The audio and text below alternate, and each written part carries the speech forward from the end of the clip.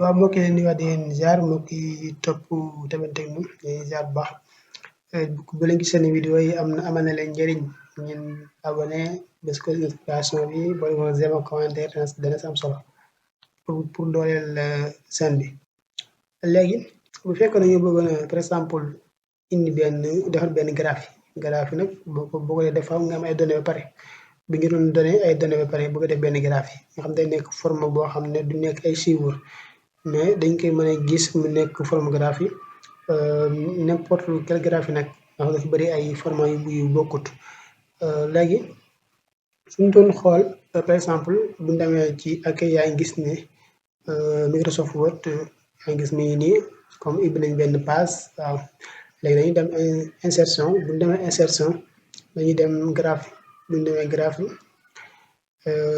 bëri na ay format yu bokkut bind ko bi mooy graphique combiné yaa ngi gis bi yëpp ay xeeti graphique la boo si taxaw dangay gis ne mu indil la ko nga gis ne bokkut ak morom ji yaa ngi gis bokkut ak format yi bokkuñu waaw mais yëpp boo yore sa données mën nga ko xam pour mën a xam taux beeg yooyu yëpp waaw di nga ko mën a def ginnaaw boo yore sa données ba pare waaw. léegi par exemple ñu dem xool bi si kaw mais histogramme léegi bi lañ bëgg a jël biñ bëggee jël bii nag bii tamit bëri na histogramme bëri na ay façon moom it 3D yëpp dañ koy gis waaw dañ gis na 3D groupé bëri na ay façon daal waaw yëpp ay format graphique la waaw. léegi buñ jëlee bii rek mooy graphique groupé mi ngi nekk nii waaw bi mooy histogramme groupé léegi dañuy ok mu ñàkkee dangay gis ne histogramme groupé ñëw na mais dafa ànd ak benn tableau Excel mais benn feuille Excel boo xam ne feuille calcul la mais bu ñu xoolee nag ci suuf yaa ngi gis fi ñu bind catégorie fii ñu bind fi série 1 série 2 yooyu noonu par exemple tey bu fekkoon ab examen la nga bëggoon a xool notes yi mais résultat yi nga bëgg a def forme graphique damay ñëw fii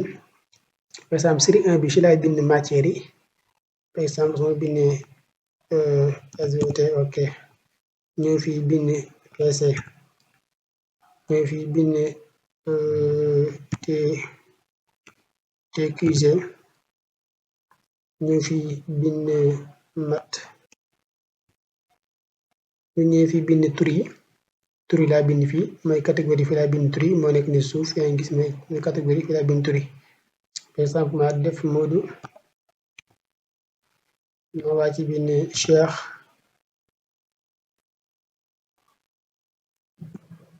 ma wàcc fii bind Moustapha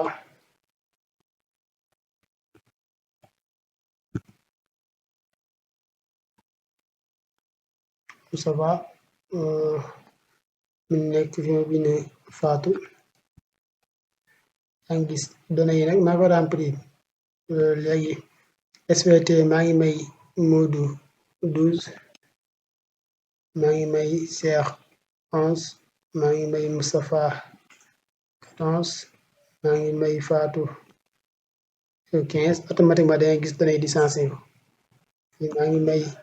11 2 13 15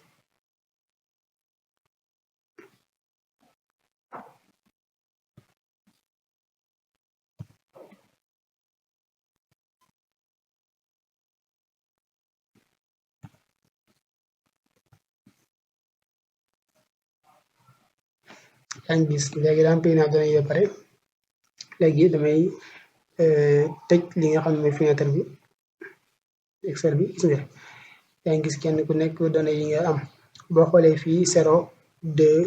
4 par 2 lay tëb mais boo ñëwee fii li nga xam ne 12 la 12 lu nekk fii kon 11 waaw yaa ngi gis kii fii laa xam ne 11 la am fii boo xoolee da ngay gis ne rek automatiquement da nga xam ne 11 la am ndax fii la féete kii 14 la 15 16 fii boo xoolee automatiquement da nga xam ne kii 15 la am ndax fi mu làngoo yaa ngi gis fii la 15 war a nekk day tëb par 2 waaw léegi bu ñu ñëwee defaat suñu modification ñu xool gis nga format yi di bokkuñ yaa xool bu la si neex nga def ko. ak couleur bu la neex mais bi même forme la mais dafa bëri ay modèle yoo xam ne nu lañ ko liggéeyee waaw. léegi ba pare dañ ñëw disposition gis nga automatiquement day indi benn fenêtre moo nekk nii nga bind fii création bind fii format nga ñëw si création moo nekk nii moo ñëw création moo nekk nii léegi ñu dem disposition